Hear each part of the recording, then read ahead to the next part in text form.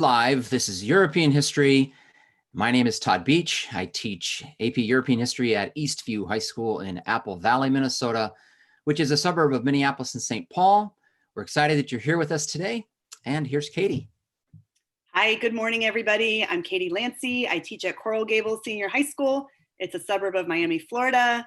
It's a beautiful, warm day here. I hope everyone is having a good week. We're excited to have you with us. So as we look at, you got this, Todd? Go. I'm sorry, I'll do it, yeah. So as we go today, today's the 29th, and we have nationalism as our topic, but take a look at Friday, May 1st. We have another DBQ practice for you. And then next week, we are excited because we're done with our review, and we're just gonna work on practice, and we've got question and answers and exam tips and reminders. You see the 5th, there'll be a DBQ that will be virtually proctored, and then we'll unpack that on the 6th. We'll give you the feedback, we'll give samples, and the same thing happens on the 7th. Katie will virtually proctor that one. And then the 8th, we'll give feedback, and then we have some guests coming. And so we'll go through last minute reminders. We have some guests that are gonna give you some words, some celebrations, and then of course, the 13th is your exam. So. All right. Our learning this week. So today we're talking about nationalism, and we'll be unifying a couple countries, Germany and Italy unified. And we have, Katie will have the warm up for you with some feedback from the sourcing practice you did yesterday. And again, reminder on Friday, another DBQ. So here are the lesson overview and the objectives. So contextualization, and we have a game for you with contextualization. It's going to be fun. Perspectives and political developments. Our topic 7.2 is nationalism. 7.3, national unification, diplomatic tensions. We're primarily going to be talking about France, Germany, and Italy today. And so here are our lesson objectives. So yeah, I think you were supposed to do that first slide, Katie. Really sorry. Explain the context in which nationalistic and imperialistic sentiments developed. Explain how about nationalism. In fact, you can pause the slide here and look through those yourself, but we'll get straight ahead with the warm up with Katie. Great, Todd, thank you. And I just want to make a comment that I think as we're getting closer to the exam, there's more and more of you that are practicing. And so I'm not able to get back to everybody. Some of you are doing such great work. So as Todd has said before, as we go through some of the sources, have a look at what your homework was and compare it to some of the sort of exemplar samples that we have. And we had you again look at sourcing, you're happing the document or whatever acronym your teacher is using for this document by John Stuart Mill. And I wanna get right into some really nice examples. And then I'm gonna show you one that I know the thought was there and the student was trying, but just fell a little bit short. So this first one is from Caitlin at CSH High School in New York. And Caitlin starts off with that attribution that we've said we like so much. John Stuart Mill's chapters on socialism counters the point of view of socialists that the current laissez-faire economic approach is exploitive. He argues that although there is some injustice, it is slowly getting better towards less suffering. So there's in green, the description of the document. Then moves on to the analysis. As a member of British Parliament, John Stuart Mill would be in favor of laissez-faire industrialization, as Parliament believed it brought great profit and success to Great Britain. And then Caitlin followed up with, this is important, we really like that, because his point of view that industrialization is beneficial and necessary in Britain may be biased because of his position in Parliament. So a nice explanation as to why the point of view of Mill really fuels the content of that document. So nice job, Caitlin. And then this next one is from Francis from Academic Magnet School in South Carolina. And Francis starts off with a minimal attribution. Maybe we would have liked a little bit more, but still we see the author there. And John Stuart Mill discusses how the conditions faced by European workers have not worsened, but rather are slowly improving. He acknowledges the evils and injustices, nice little small quote, but claims that socialism is not a viable solution to this problem, as this problem is gradually fixing itself. And then we move on to the analysis for purpose. The purpose of this document is to help suppress the uprootings of socialism by deeming them unnecessary, as Mill likely feared the revolutionary power of this new political ideology and its possible negative effects on the upper classes, which Mills is probably part of because of his membership in Parliament. So we're also nodding here a bit at point of view. And then Francis goes on, this is important because it shows the wealthy elite's adherence to the capitalist society from which they benefit and their awareness of the increasing capabilities of socialism. And then ended it with that little Doc 10 like we like at the end. So Oh, that is that's a really, just really well done. Yeah. really, really nice example from Francis. So thank you. That was just awesome. And then this is from Katie at Vista Marietta High School. And we've seen Katie do a lot of submissions over this past several weeks. And really nice job. English political theorist John Stuart Mill shared his perspective on improving workers' lives in his book, Chapters on Socialism. Really thorough attribution there. And then in the green, Mill argued against the idea that socialism was the only possible solution to the injustices of capitalism. Instead, Mill suggested the inequalities caused by capitalism were gradually decreasing through reform. So nice description of the document. Mill was a proponent of classical liberalism, a philosophy that advocated against government intervention in the economy. As such, he reacted against socialism from the point of view of a free market economist. This is important because it explains why Mill opposed government takeover of the economy in a socialist system, instead favoring a more humane form of capitalism. So again, really nice analysis for point of view, discussing Mill's approach and why Mill felt the way he did in improving the lives of workers. I want to give you one more example. And this one was, I think, what a lot of students fall short on, so I wanted to show that. So it starts off with some attribution. In his chapters on socialism, Mill explains that socialism is not the answer to problems and that lives are actually improving. He is clearly arguing that despite there being problems, socialism is clearly not the answer. So we do have the usage of the document here, but then we move on in yellow. His opinion on this is not surprising from his point of view as a member of parliament. Naturally, as a member of parliament, he would have this opinion. So we've really stopped short of the explanation as to how his point of view as a member of parliament matters to this argument. So we definitely needed a little bit more here to make this a point of view that would get credit. Naturally, as a member of parliament, we really needed more than just he would have this opinion. And I did see quite a few examples that are thinking about point of view and are understanding that the fact that he was a member of parliament would have really had an impact on the content, but they're not going far enough to explain that. Todd, do you agree with this here? Yeah, I was just going to pipe in. I really appreciate that you brought this sample up, because when students attempt sourcing and when they fall short, it looks a lot like this.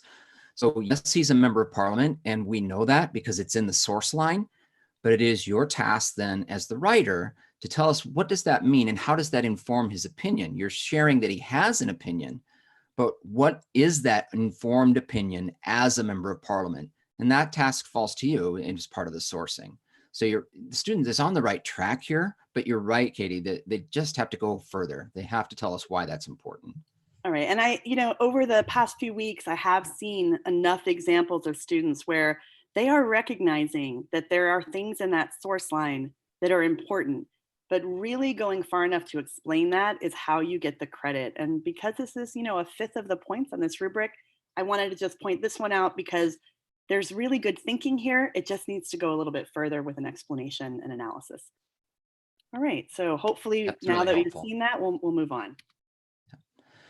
Okay, we're going to get started today, and we're going to start with a game. And because last week we had producer Sara on, and a lot of you liked the game we did with producer Sara, and so we are going to bring her back on again today. So Hi, Sara. I was telling her, hi, Sara. Sara's our producer. She lives in New Jersey. Katie's in Miami. I'm in Minnesota, and she helps bring this together every day. So we're really grateful for her. And we thought it'd be fun to include her in some of this. So I was telling her before we went on air that she needs to really grasp the moment here, because this is the first time that comparative contextualization has ever been played live, Sara. And you're the one. Isn't this awesome? Making history. Okay, so what we're going to do is we're going to use our acronym GeoSprite as we have been, right? And we're going to contextualize the lesson. So as we kind of talk today, we're going to be talking a lot about France, Germany, and Italy today in the latter part of the 19th century. excuse me, the 19th century.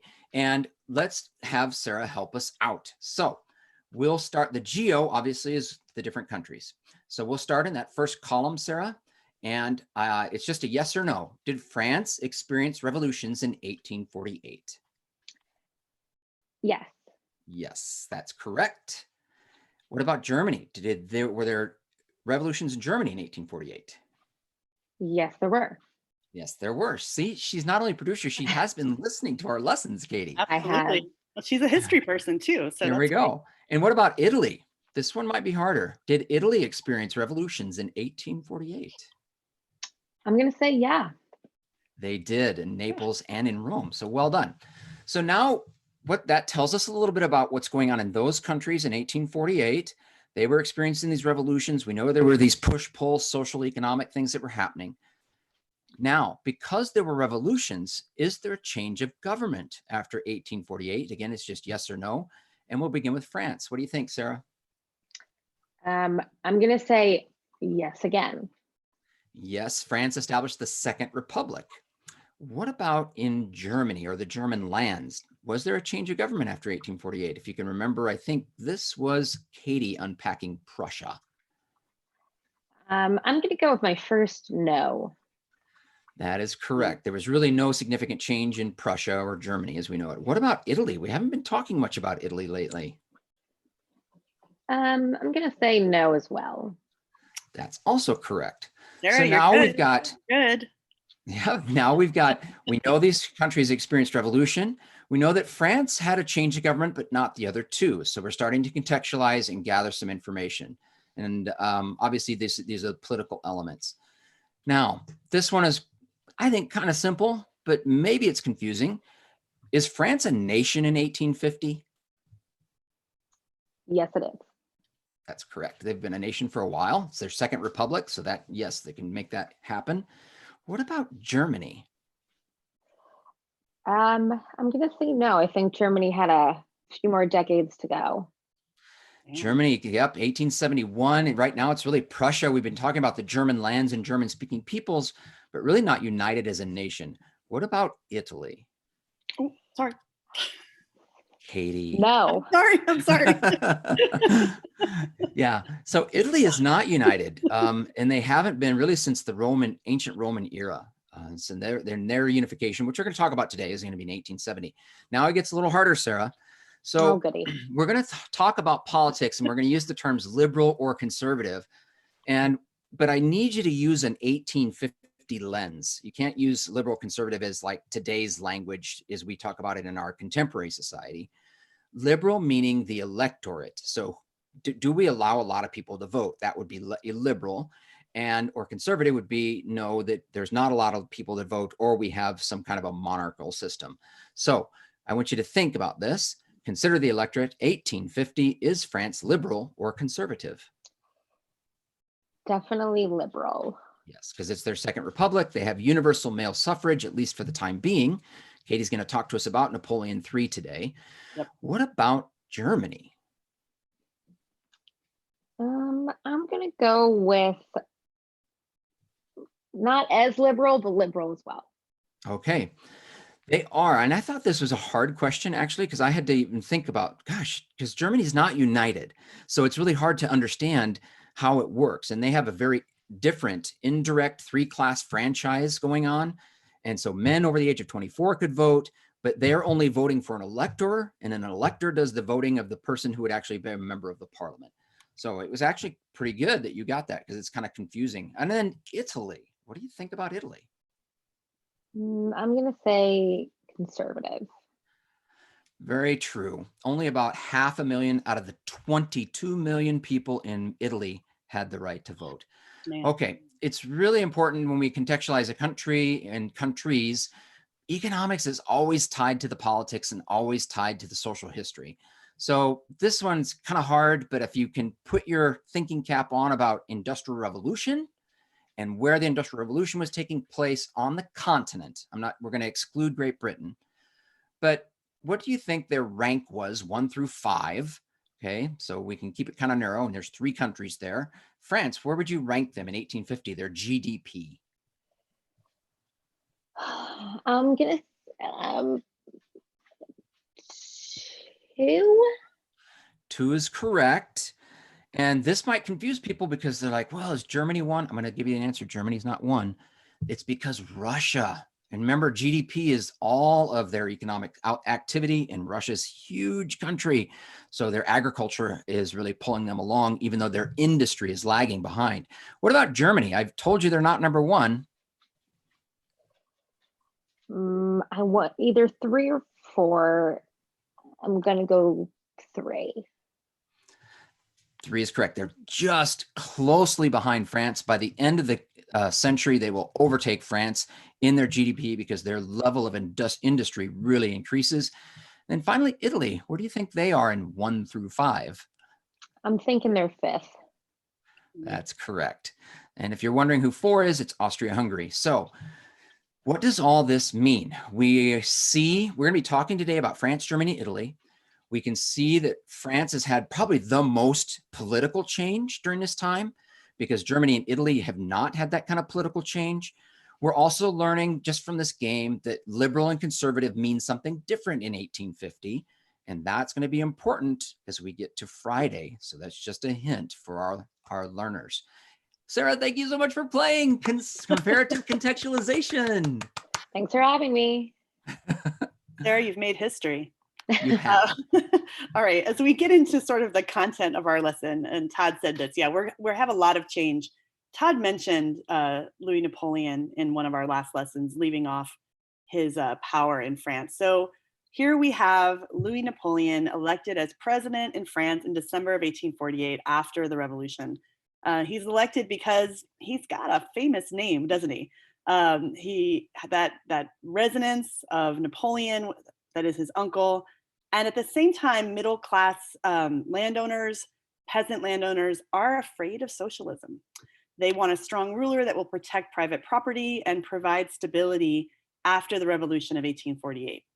So Louis Napoleon in the B paragraph, he represents a vision of national unity and social progress in France. He believed that France needed a strong authoritarian leader who would stimulate the economy, provide jobs, and serve all people, not special interest groups only, which he really saw was what was going on in France prior to him being elected. So he's elected in the C paragraph to a 4-year term, but he's forced to share power with the National Assembly, and the National Assembly is dominated by conservatives who are sponsoring legislation that limits voting rights and increases the role of the Catholic Church in education, both in primary and secondary education. So after the Assembly refuses to change the Constitution so he can run for a second term, Louis Napoleon conspires with the military, sounds maybe a little familiar, and stages a coup d'etat on December 2nd, 1851. He will dismiss the legislature, he crushes resistance with the use of the army, and he restores universal male suffrage, and then he has a vote which will legalize his coup. He's elected with 92% of the vote to a term of 10 years, which has been like the rubber stamp on his coup d'etat, making it legal. But then the next year, in a special election, he's made the Emperor of France. And so we have a portrait of him there that's on the right. So now he's the Emperor of France. He's Napoleon III. He will rule France from 1852 to 1870. During this time, he experiences both successes and failures. And we've actually shown you an image earlier in our review about one of the great images that I was going to use, but we'd already shown it to you, of the failure at the end. So I'll come back to that. So in the B paragraph, his policies lead to widespread economic growth in the 1850s. And if you remember when we talked about the difference between industrialization in Britain and industrialization on much of the continent, the government really takes a huge role in promoting industrialization, and he did. His government invests heavily in banks and railroad construction.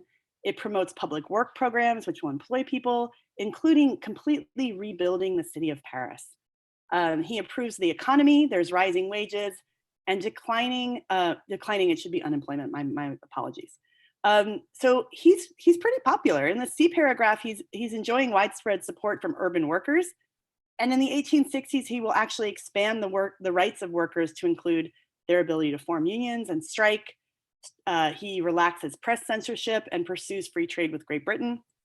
And then we're going to see that he will restrict the National Assembly, and he encourages individuals who had opposed him or opposed the regime to run as government-backed candidates so it would widen his base of support. However, as we approach the end of that decade, by 1869, the opposition to him has made up almost half, about 45% of the vote, which will force Louis Napoleon or Napoleon III to grant France a new constitution. However, even though his reforms are pretty successful, he has major problems with foreign policy. And I'll talk a little bit more about this when we talk about Prussia, but he will enter into the Franco-Prussian War, which ends with the loss of France. He is captured by the Prussian army, and the visual on the right is him surrendering to Wilhelm I. And so this is the end of his reign here with the end of the Franco-Prussian War. All right, Todd. Great. Thank you, Katie. So for our guided practice today, today's practice and today's homework is going to be about outside evidence. So there are, in the A paragraph, the rubric provides up to 2 points for a writer to use an additional piece of historical evidence beyond that found in the documents relevant to an argument about the prompt. So in the B paragraph, to earn this point, the response must describe the evidence and must use more than a phrase or reference. So the additional piece of evidence must be different from the evidence you use to earn the point for contextualization. So in this year's rubric, you can earn up to 2 points for that. So that's pretty significant on a 10-point rubric. So let's kind of look at how we can get at this. This is from the DBQ from this past weekend, and it's an excerpted response from Soyun. Soyun attends the Bishop School in La Jolla, California. And so we'll just take a look at this response. There's the attribution line, Thomas B. Mulcahy's response to Southey's colloquies on the progress and prospects of society in the 1830s. Then in the yellow, only points to the fact that many factory owners and upperclassmen have turned a blind eye to the living conditions of the workers. Their ignorance is driven by the fact that manufacturing has increased national wealth. So that's an explanation that Soyun has given us. He believes that workers are better fed and better clothed, and then document 2. Here is the sourcing in the green. However, him being a member of parliament impacts his perspective on the issue.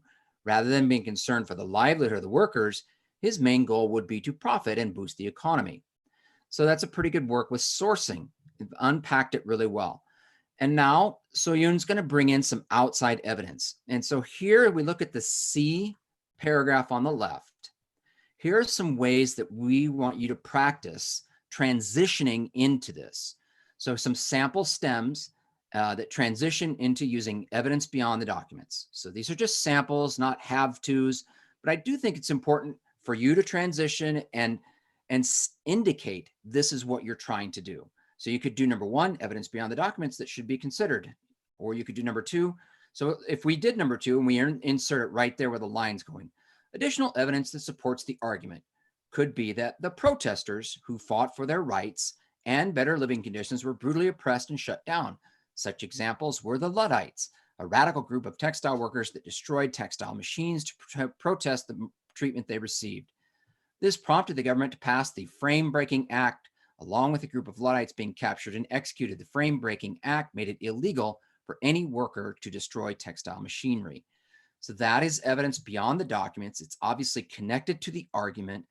And all we're trying to do with just guided practice here is to teach you and to hope that you will begin using a stem to, first of all, indicate for yourself that this is what I'm going to do, but also kind of cues our readers, right, about that's what you're trying to do. It's a good writing habit because you're making an indication of where you're getting the evidence from, right? It's evidence beyond the documents and additional evidence that supports the argument. If we were writing a more finished piece, obviously then you'd cite where you got that evidence. But in this task for the exam and for the reading, this little practice is going to help you a lot because it states your intention. And I think what Soyun has done here with this evidence beyond the documents, I mean, that's really rich in full. It's certainly more than a phrase or reference, correct?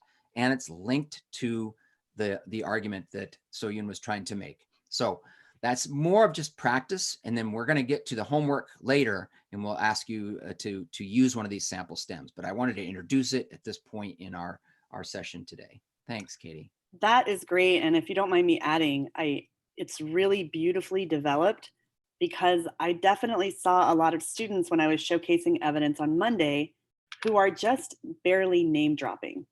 And they just have to do a little more to get that point. It can't just be a phrase or a reference to a group. There has to be a follow-up with an explanation, and this is really well done here. So that's great. All right, so we're going to transition over to what will be soon Germany. There's so many iconic pictures of Bismarck, and this was just one that I liked. I'm sure that most of you have seen him with his helmet. But when Wilhelm I inherits the Prussian throne in 1861, he sets out to really transition Prussia back to what it had been. He wants to reestablish Prussia's power, and he wants to introduce reforms to the army. He will call for expansion of the army through military draft conscription and introduce modernized weapons. And as Germany industrialized, we start to see the power of the middle class and liberal party, and it's going to get larger in Prussia. And we will see that they're resentful of the conservative influence of the army and the middle Junker class that opposes the reforms of the king. And so we end up with a deadlock that happens. It's a constitutional crisis because they will not pass the budget for military spending. And when that happens, Wilhelm I is going to look to Bismarck to try to solve it. He's made prime minister in 1862, and he comes into the position with lots of diplomatic experience, but he basically declares that Wilhelm's government would simply rule without the consent of the parliament. I'm sure every student has been introduced in the D paragraph to Bismarck's really famous Blood and Iron speech, which is actually reversed, describing how great moments in history are decided through conflict and warfare. He meant it to assert that wars decide the major events of history. And it was delivered to appeal to the Prussian parliament to increase that defense spending, to pass that budget, but they don't. So Bismarck will go on collecting taxes, even though the budget had not been approved. He reorganizes the army. And then we will follow through his very savvy use of warfare to accomplish his goals. And he will do that. He's a master of realpolitik, and it's basically he's going to be very pragmatic and get the job done. And he will take advantage of opportunities as they present himself through a series of conflicts. So in 1864, Denmark is going to incorporate territory into the Danish kingdom, which will provoke a war with Prussia and Austria together. And that war together, they will occupy this territory, and it's very short and successful against Denmark. But now we have Austria and Prussia together in this territory, which is also going to create conflict. Prussia is going to go to war against Austria in this B paragraph because Bismarck wants Prussia to control the territory. He has a vision of what he is trying to accomplish.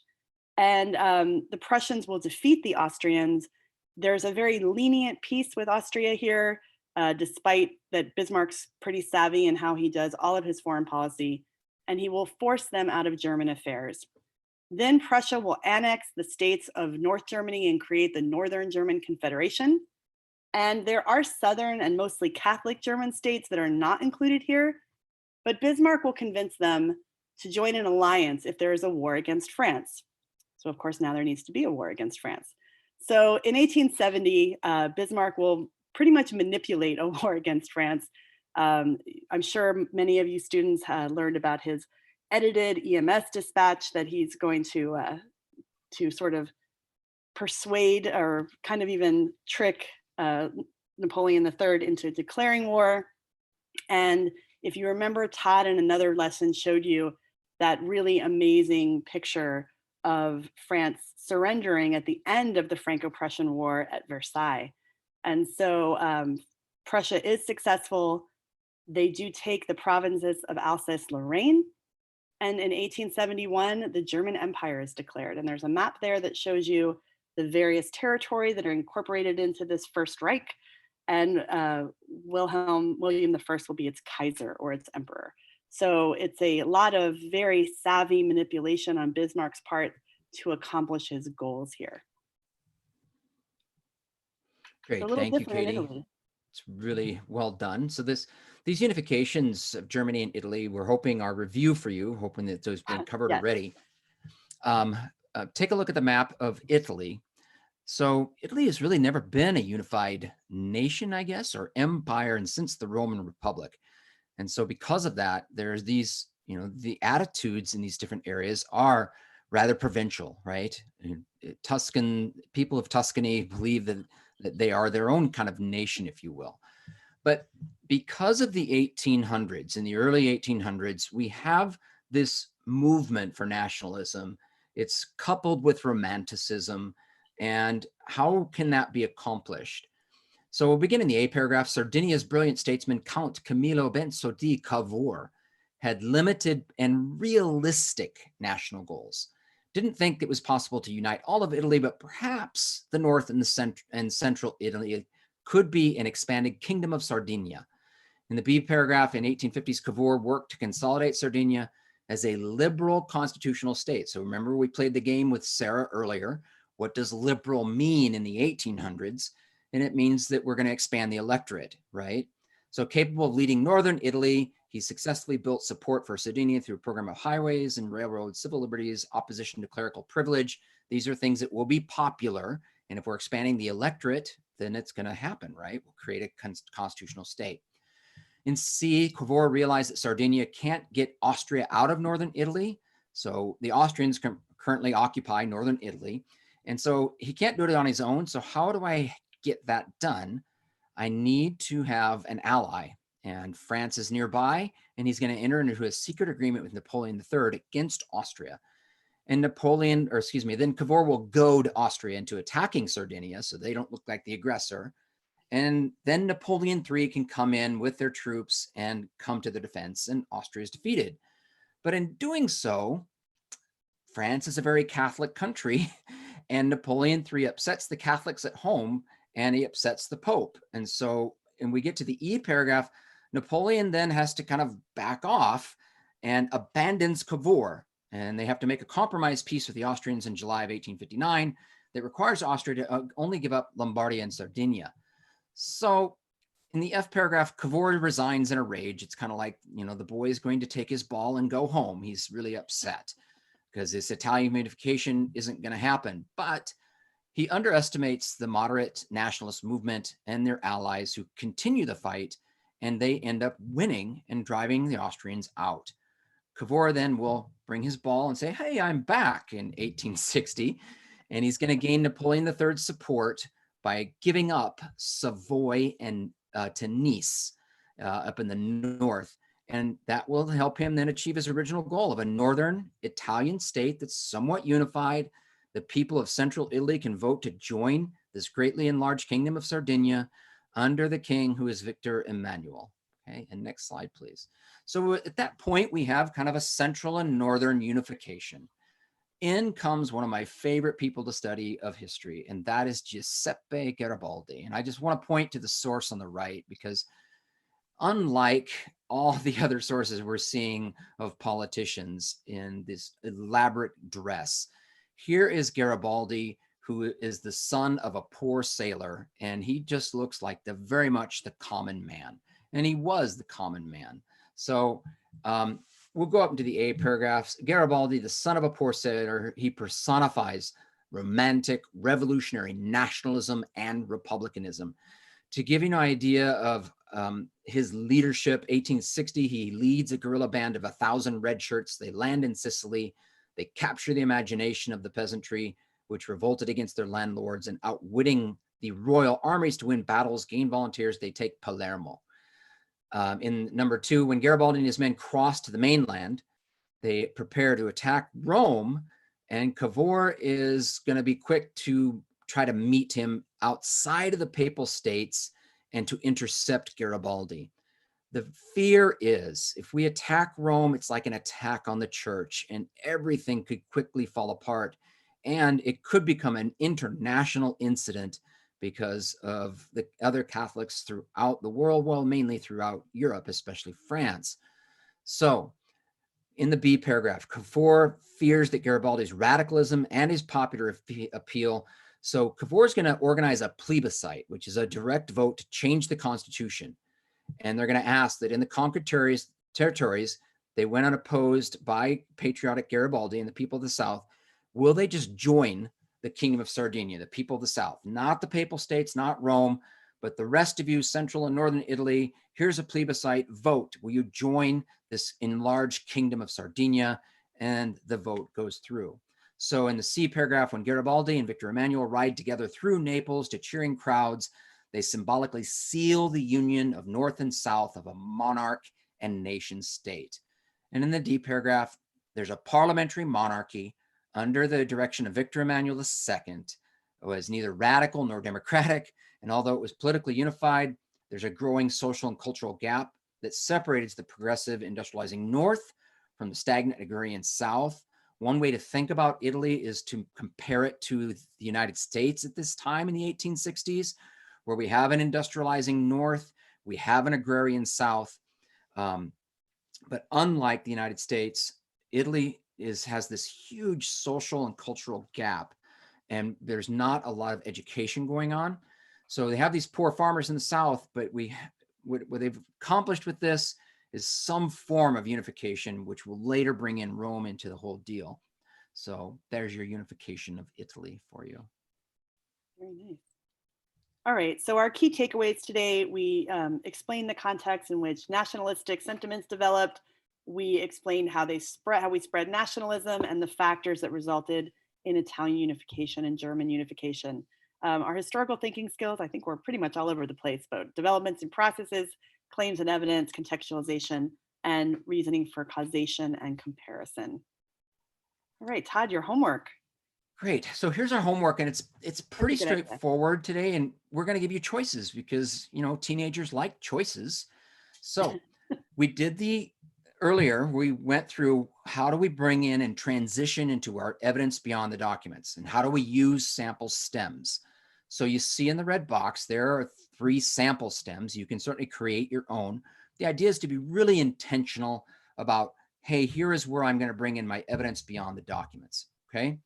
So here are your choices. In choice 1, you can do kind of what we did in the activity earlier. You can go back to your DBQ you wrote on Friday, add an additional evidence beyond the documents, a stem that is relevant and will support your argument. So use a sample stem, and maybe you already did evidence beyond the documents and you want to add a third, but go back to your DBQ, practice using the stem, and bring in a really full, rich example. Choice 2, I think, is harder if you want a challenge, or if you didn't write the DBQ last Friday. So choice 2, you could go back to our game that we played with Sara, comparative contextualization from earlier in the video. Imagine you are writing a DBQ about Italian unification or German unification, which we unpacked today. Using the information from the game, construct a brief paragraph that provides evidence beyond the documents, using one of the sample stems, or construct one of your own to transition into the evidence and cue the reader. The reason choice 2 is harder is because you don't have any, you know, structure of a DBQ. I'm just telling you to imagine that we're writing something about unification. But if you want that challenge, you could try doing choice number 2. Submit your responses to the following email, apeuro virtuallearning@gmail.com. Please include your first name, school, and state or country, and we are going to feature some of those tomorrow. Awesome. Hey. All right, go Todd. Oh, go ahead, Katie. Well, no, I just think that on Monday, when we go over your weekend's DBQ, we have time, and so many of you have been emailing us and asking questions, and we want to answer them. So if you take a look at this slide, we're going to be sharing these exam tips and reminders. We'll talk you through exam day procedures, which I think are becoming very clear to everyone this week. If you have specific questions, though, email us at the email you've been submitting your homework to, apeuro virtuallearning@gmail.com, and put the word question in the subject line with your name, school, state, or country. And we will make a point of really trying to answer these questions on Monday after we give you the feedback on the DBQ. So please feel free. This was a great idea of Todd's to answer your questions Monday. And then I did something today. I did a Florida shout out. So I'm starting off with Coral Reef Senior High, which is about 2 miles from where I am right now. They are the Barracudas. They are also sort of a little bit of a rival with my own school, my Coral Gables Cavaliers, but I'm quite good friends with Mr. Burial, the teacher there, and Coral Reef students have been emailing in, so I wanted to give a shout out to them. And then keeping it in the Sunshine State. We always get a bad rap for so many things, so I wanted to highlight these great schools. We have Stanton College Preparatory in Jacksonville, Florida. They are the Blue Devils, and Vanguard High School in Ocala, Florida, which are the Knights. So some Florida love here from your Miami friend. And that's just my day. Thank you guys for continuing to do all this great work with us. This is an additional resource, a message from College Board. They have partnered with quill.org to provide free online tools to improve writing skills. Students practice building sentences, and Quill provides immediate feedback on how to revise and strengthen their grammar and syntax in preparation for the AP exams. If you are interested, you can learn more at quill.org/AP. Okay. All right. Katie, this was an epic day because we got to play comparative contextualization with Sara. We did. The first and maybe only time ever. Who knows? Oh, I think it's going to catch on. Who knows? Sure. Guys, have a great day, and we look forward to showcasing your work tomorrow. Take care.